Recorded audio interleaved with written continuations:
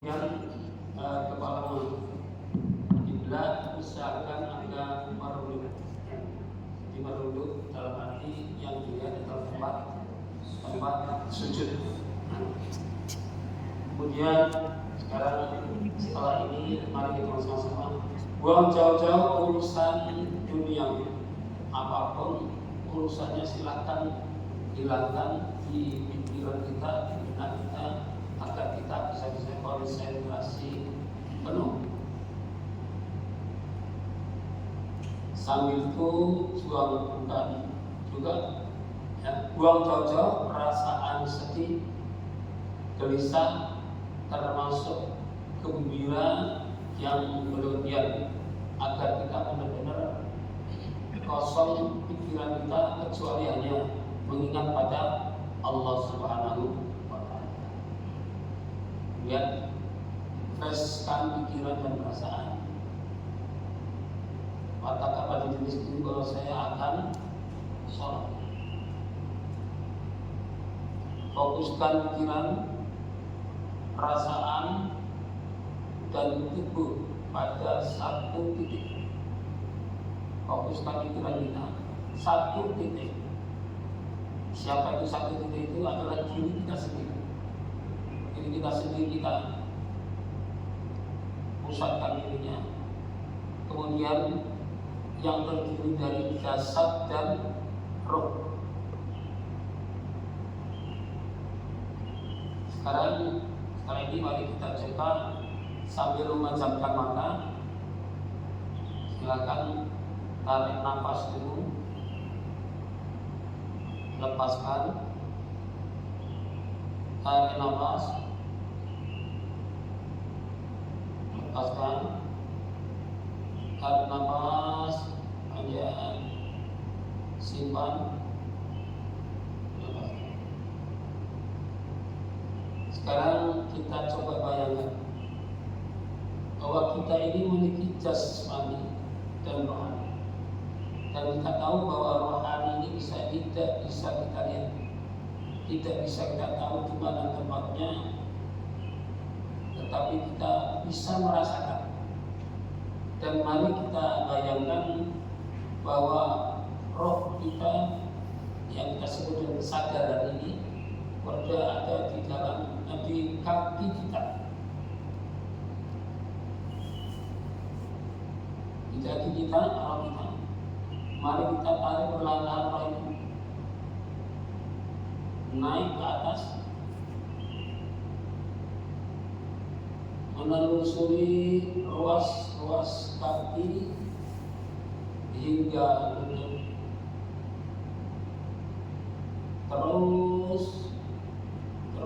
terus hingga ke paha, ke kemaluan perut. Biarkan berputar-putar di dalam perut, menelusuri ruang-ruang khusus hati, jantung, dan naik ke leher. Rasakan bahwa roh menyentuh urat-urat nanti di leher. Kemudian angkat ke atas kepala roh ini. Biarkan dia naik ke atas, paling atas dari kepala itu. Roh ini kita akan bertemu dengan Allah, komunikasi dengan Allah, ucapan Allah, lepaskan Allah,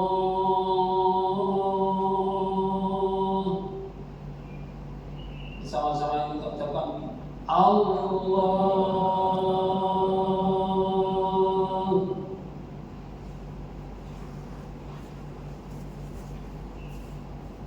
Hadirin yang saya hormati, ini untuk presentasi selanjutnya mari kita lanjutkan dengan kita bersama-sama baca usolli, tentu biasa baca ya sama-sama. Ini sholatnya sholat sunat mutlak saja, sehingga cukup 2 rakaat ya. Dan bukan salatnya sesungguhnya bersama-sama. Usolli sunatan rakaatain. Allahu Akbar ya, kita gerakan mulai ya, ini juga jelas kita seperti sholat sesungguhnya. Ulangi, kita ulangi dulu. Katakanlah sholat aja nih. Usolli sunnatal hajati raka'ataini lillahi ta'ala. Saya niat sholat hajat 2 rakaat karena Allah Ta'ala. Allahu Akbar. Kita baca kabira bersama-sama. Kabira yang biasa kita ini kabira walhamdulillahi katsira wa subhanallahi bukratan wa asila. Inni wajjahtu sesungguhnya aku menghadap kepada Allah. Wajhiya lilladzi, untuk Allah fatar samawati wal ardh, yang menciptakan langit dan bumi. Hanifan, lurus nikmat Allah. Wa ma ana minal musyrikin, saya tidak termasuk orang-orang yang musyrik. Inna sholati, sesungguhnya sholatku, wa nusuki, ibadahku, wa ma'yaya, hidupku, wa mamati, dan matiku, lillahi rabbil alamin, hanya untukmu ya Allah. Hanifan musliman wa ana min inna sholati wa nusuki wa mahyaya wa mamati lillahi rabbil alamin, la syarika lahu, tidak ada sekutu bagi Allah. Hanifan musliman inna sholati wa nusuki wa mahyaya wa mamati lillahi rabbil alamin, la syarika lahu, dzalika umirtu wa ana muslim. Dan saya termasuk orang yang menyerahkan diri kepada Allah. Baca Fatihah. A'udzu billahi minasyaitonir rajim. Bismillahirrahmanirrahim. Alhamdulillahirabbil alamin. Segala puji dan puji Ar-Rahmanir Rahim, yang Maha Pengasih dan Maha. Semuanya kita diberi Allah. Allah yang Maha Pengasih, mengasih pada siapapun. Ar-Rahmanir Rahim, Maliki Yaumiddin, yang menguasai hari pembalasan. Iyyaka na'budu, hanya kepadamu ya Allah kami menyembah. Wa iyyaka nasta'in, hanya kepadamu ya Allah kami mohon pertolongan ya Allah. Ihdinas siratal mustaqim, tunjukilah kami ke jalan yang lurus. Siratal ladzina an'amta 'alaihim, sebagai salahnya orang-orang yang telah Engkau beri nikmat kepada mereka.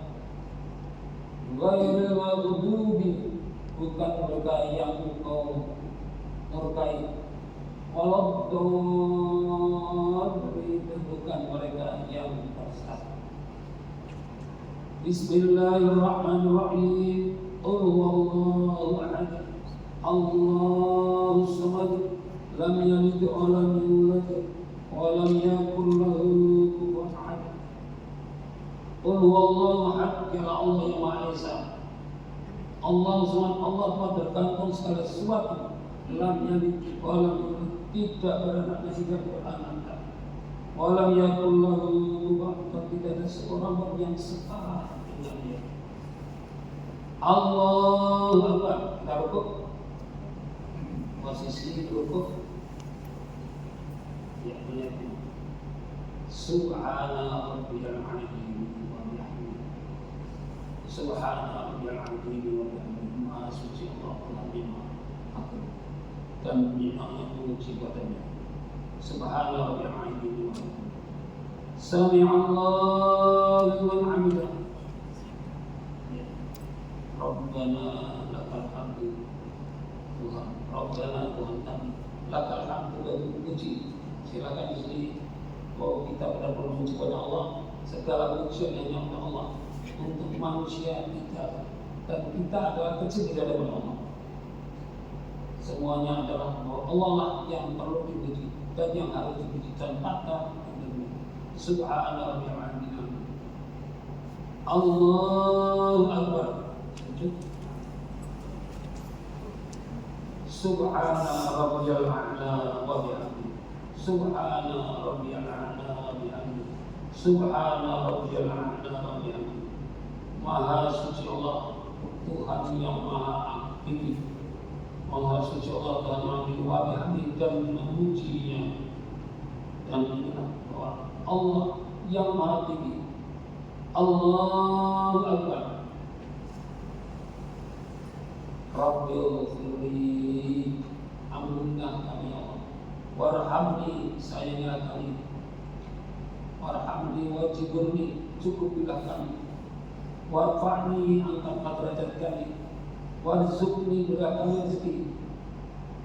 Wahdini, berilah kami petunjuk. Wa'afini, berilah kesehatan. Wa'fu anni, ampunilah kami. Allahu akbar. Subhana rabbiyal a'la wa bihamdihi. Ingat Allah lah yang maha tinggi. Allah yang maha tinggi. Pangkat apapun manusia kecil di hadapan Allah Subhanahu wa taala. Allahu akbar. Alhamdulillah.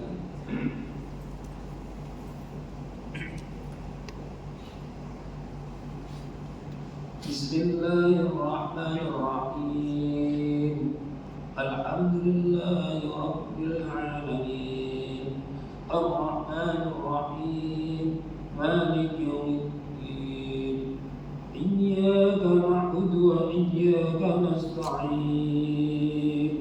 Ihdinas siratal mustaqim.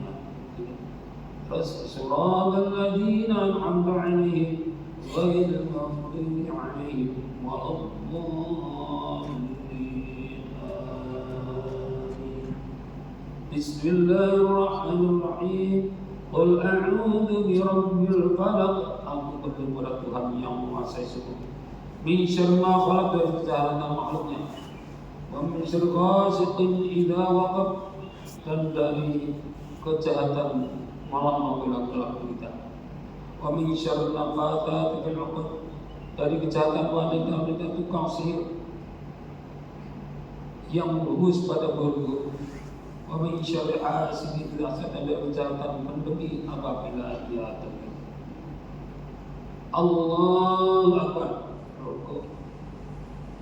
Subhana rabbiyal azim. Allah yang maha agung dan muji dan yang muji. Allah maha agung dan kita muji. Kita muji Allah. Dan Allah yang muji. Sami'allahu liman hamidah. Rabbana lakal hamdu fil samawati. Rabbana lakal hamdu qadimu siang fil samawati wal ardi. Sabnuh langit dan bumi. Wa mil'ul ardi wa mil'u ma syi'ta min syai'in ba'd. Dan apa yang dikehendaki oleh Allah SWT. Allahu akbar. Subhanallah. Maha suci Allah yang maha tinggi dan yang mulia. Maha suci Allah yang maha tinggi semua itu yang mulia Allah SWT. Subhanallah. Allahu akbar. Rabbil warhamni wajburni warfa'ni warzuqni wahdini wa'afini wa'fu anni. Allahu akbar. Subhana rabbiyal a'la wa bihamdihi. Subhana rabbiyal a'la wa bihamdihi. Subhana rabbiyal a'la wa bihamdihi. Allahu akbar. Langsung ba'da at-tahiyyatul mubarakatuh salat tahiyyatulillah. Segala kehormatan, keberkahan, kebahagiaan dan kebaikan adalah bagi Allah. Assalamualaikum ayyuhan nabiyyu wa warahmatullahi wabarakatuh. Kebahagiaan kami dan kami panjatkan kepadamu wahai Nabi Muhammad SAW. Salam dan selamatan semoga tetap untuk orang-orang soleh. Asyhadu an la ilaha illallah wa asyhadu anna Muhammadan rasulullah. Saya bersaksi bahwa tiada Tuhan selain Allah dan saya bersaksi bahwa Nabi Muhammad SAW.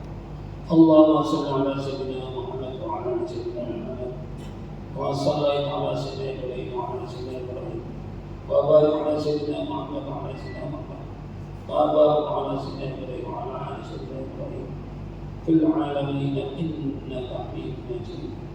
Ya Allah, limpahkan rahmat kepada Muhammad sebagaimana pernah Engkau berikan rahmat kepada Ibrahim dan keluarganya, dan limpahkanlah berkah atas Nabi Muhammad beserta keluarganya sebagaimana Engkau telah berikan berkah kepada Nabi Ibrahim dan keluarganya. Sesungguhnya Engkau Maha Terpuji, Maha Mulia di seluruh alam. Allahumma inni a'udzubika min adzabil qabri min adzabi jahannam wa min fitnatil mahya wal mamat min syarri fitnatil masiihid dajjal. Ya Allah, aku berlindung kepadamu ya Allah dari siksa jahannam dan dari siksa kubur, begitu juga dari fitrah hidup dan mati, dan fitnah hidup dan mati, serta dari jahatnya fitnah dajjal. Assalamualaikum warahmatullahi wabarakatuh. Assalamualaikum warahmatullahi wabarakatuh. Ini karena praktek masing-masing mungkin merasakannya beda-beda, mudah-mudahan semakin konsentrasi penuh untuk kemudian mendapatkan sebuah kebenaran dan sebuah hal yang baik. Maka ini mungkin baru sekali atau dua kali ya, barangkali nanti akan masing-masing dilatih di rumah sendiri-sendiri baru akan bisa kita merasakan. Tetapi mudah-mudahan inilah caranya, dan mudah-mudahan panjenengan mengerti apa yang dibaca ini, mudah-mudahan akan bisa lebih bagus. Minimal apa yang kita baca kita mengerti, sehingga konsentrasi kita akan menjadi penuh. Saya kira itu mungkin bisa kita lakukan. Kita lanjutkan posisi seperti ini saja, biar enak, nggak usah pindah. Nggak usah pindah. Biar enak. Kami buka pertanyaan, monggo Pak Jadi Sapi kalau tanya. Assalamualaikum warahmatullahi wabarakatuh.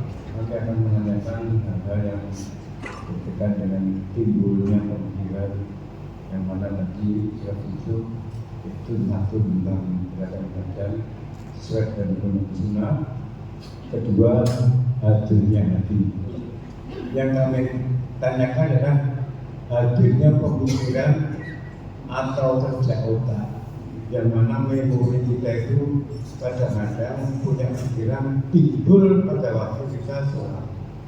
Apalagi kalau kita sholat berjamaah, yang mana bacaan imam itu terlalu panjang, ada timbul dengan sendirinya pikiran-pikiran keduniaan. Dan ini cara menghilangkannya bagaimana. Terus kedua, masalah gerakan dan bacaan sholat. Kadang-kadang saya sendiri kalau ada suatu kegiatan yang ingin cepat selesai, hari kita kerjakan, nanti kita sholat dulu. Ada gerakan yang contohnya misalnya dalam gerakan sholat berdiri, bacaan kita belum selesai, tangan kita sudah nah ini menurut saya, apakah hal ini sholat saya itu diterima oleh Allah Ta'ala?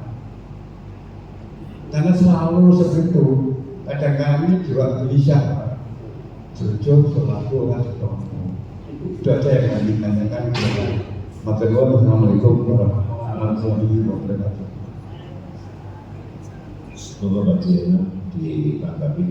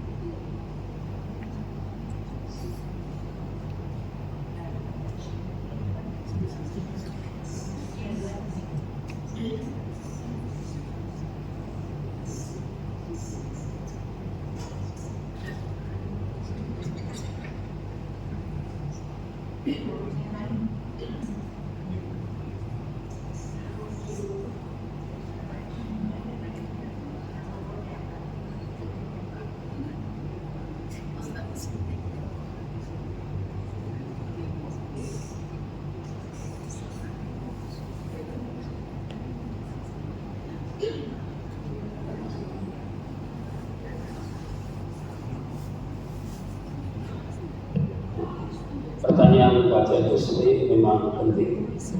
Namun sebelum menjawab pertanyaan yang pertama, saya akan menjawab yang kedua dulu. Biasa tidak lupa. Bagaimana apakah kita ketika sholat ini lalu tadi agak kurang tergesa-gesa, mestinya tangannya bergerak dulu, gimana?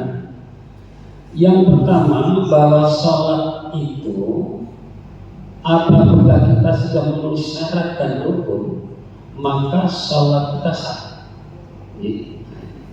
Hanya saja kalau kita belum khusyuk, hikmah dari sholat itu yang kadang-kadang kita tidak mendapatkan. Kadang-kadang seperti panjenengan dalam olahraga misalnya, ketika kita hanya jalan-jalan biasa saja tidak ada apa-apa kan? Tapi ketika kita konsentrasi penuh dan sebagainya kan ada yang bisa kita nikmati dari kita. Ini tentunya yang. Lalu bagaimana agar hati ini bisa hadir? Nah, ini. Yang pertama adanya himah atau keinginan di dalam hati bahwa saya sedang sholat dan saya akan sholat pada saat sebelum ini. Bahwa dalam sholat ini saya ingin ketemu Allah. Saya ingin benar-benar disayang oleh Allah. Saya ingin benar-benar menjadi hamba Allah yang benar-benar dicintai oleh Allah dan Rasulullah. Nah, ini maka ada itu. Dan saya ini dalam sholat ini benar-benar saya akan menyerahkan segala sesuatunya kepada Allah, termasuk saya mohon kepada Allah. Maka ada harapan itu. Karena dengan ada harapan itu panjenengan akan jadi luar biasa. Contoh aja, ketika panjenengan mengalami kesulitan dunia yang berdebat, utangnya ini sobat ditagih, para lagi listrik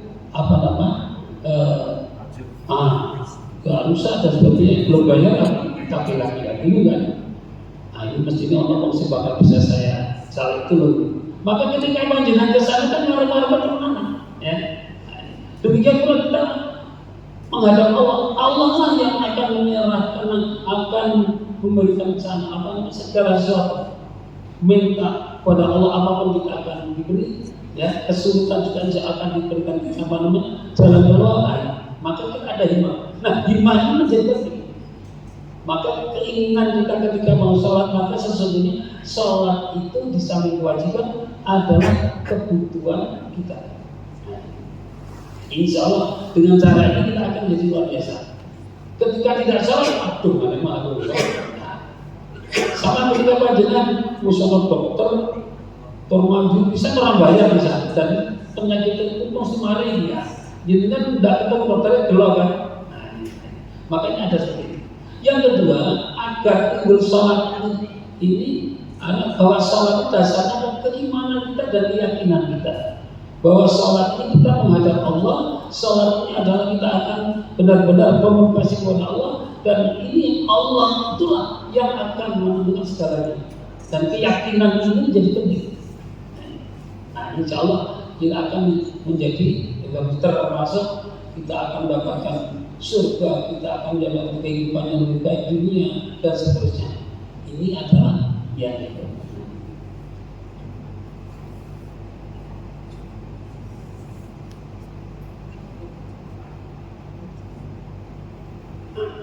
Lah penyebab hati tidak hadir itu apa?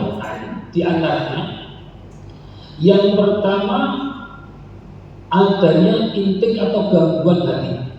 Yang jelas gangguan hati ini dari setan. Karena begitu kita sholat, maka setan tidak lepas dari mengganggu kita.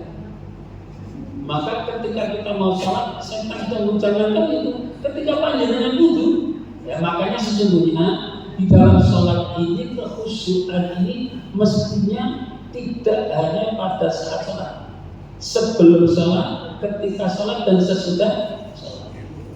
Nah, maka ketika sebelum sholat bagaimana? Ketika kita wudu. Nah, ketika kita wudu maka wudunya pun kita khusyuk.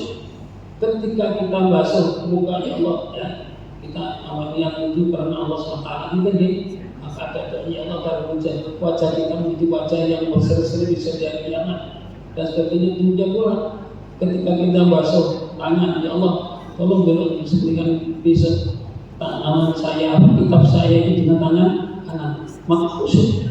Nah setelah itu sholat dan khusyuk itu adalah ketika sholat ya. Dengan khusyuk kemudian habis sholat bagaimana? Kekhusyukannya akan terancam terus, termasuk dalam tingkah laku kita menjadi amar ma'ruf nahi munkar dan termasuk bisa, makanya itu namanya an-sholata tanha 'anil fahsya'i wal munkar. Salat itu sebenarnya akan mencegah perbuatan keji dan munkar.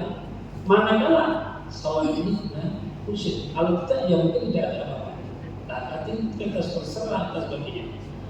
Sebab timbul kuncinya ya. Nah intrik itu ada dua macam. Ataupun gangguan unsur dari luar, misalnya gangguan pendengaran.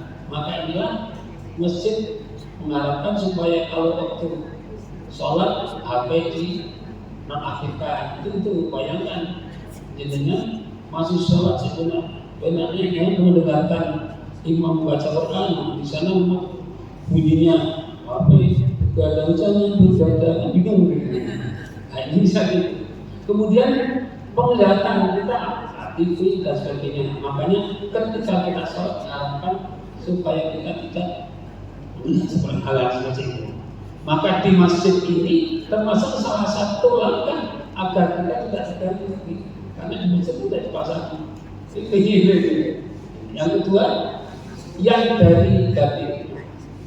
Yang dari batin ini macam-macam antara ambisi yang mencoba-coba tentang urusannya.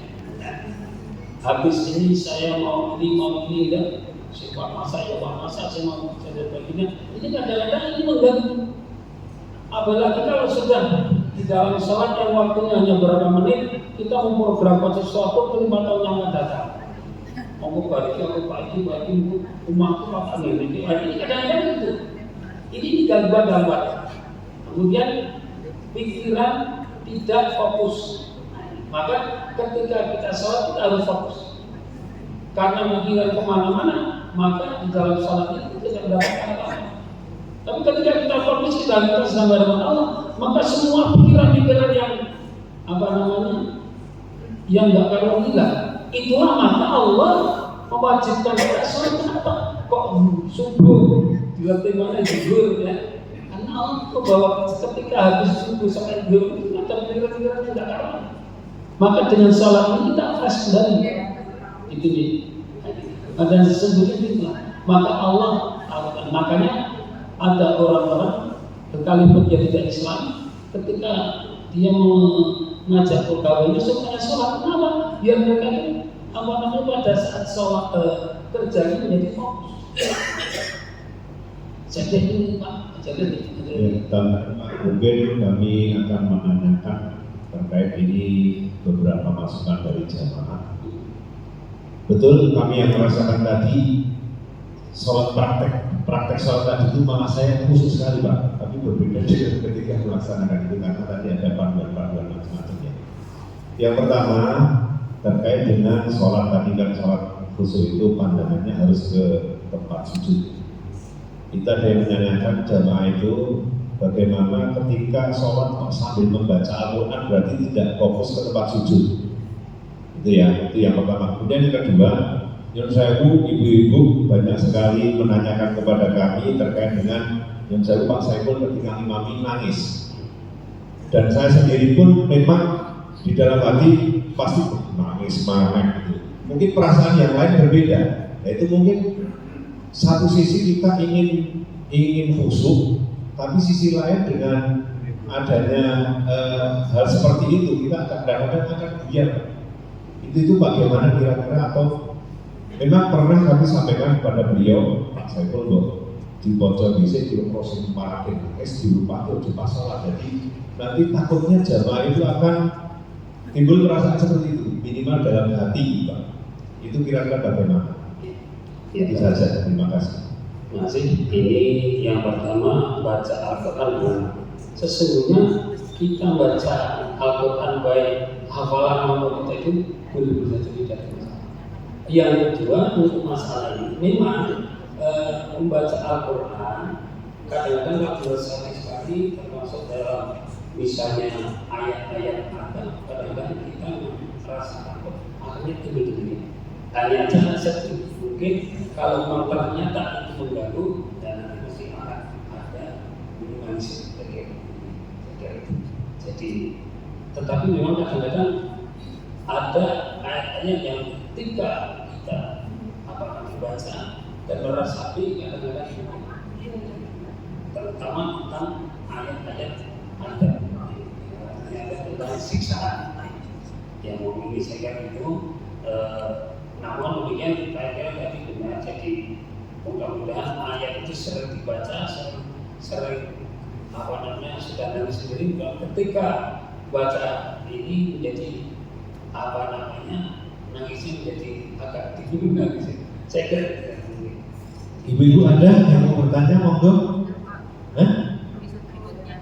Episode berikutnya. Oh, waktunya. Oh, saya kira udah tahu. Yuk, satu lagi ya Pak Bapak, monggo. Terima kasih. Tadi sudah disebutkan semuanya. Tapi saya rasa apa yang kurang Pak. Jadi satu keadaan itu kan harus diubah ya, sunyi itu. Tapi ini alhamdulillah nggak ada anak-anak yang main-main atau main-main. Kalau di tempat di sana itu di Bintaro itu namanya lari Pak, pesawat itu lari, jadi pengaruh. Tapi dari umur takmir atau orang itu nggak diperingatkan, itu satu. Kedua, di sini belum disebutkan. Jadi secara pakaian memang bagus, sopan, bersih, suci. Tapi ada tulisannya apa? Kemudian di shop depan ada tulisannya yang lucu-lucu atau gambar yang lucu, itu juga pengaruh. Walaupun kita secara lucu tapi nggak bisa Pak. Di belakangnya kita di belakangnya itu ada tulisannya. Kadang-kadang kita kayak mau ketawa atau apa, terus yang lucu-lucu itu juga ada pengaruhnya. Itu ini bagaimana tindakan dari imam atau dari siapa yang lain? Mohon dijelaskan kira